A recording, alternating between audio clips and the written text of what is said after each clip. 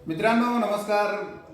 फूट पाडा आणि राज्य करा ही जी इंग्रजांची नीती होती, ही इंग्रजांची नीती तुम्ही तुमच्या परिवारामध्ये घालवू नका.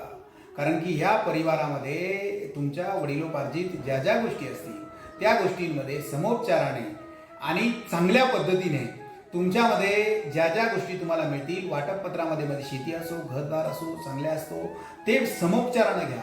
कोणत्याही पद्धतीने कोर्ट कचऱ्या, पोलीस स्टेशन या भानगडीमध्ये पडू नका. आनंदाने राहा, सुखी राहा.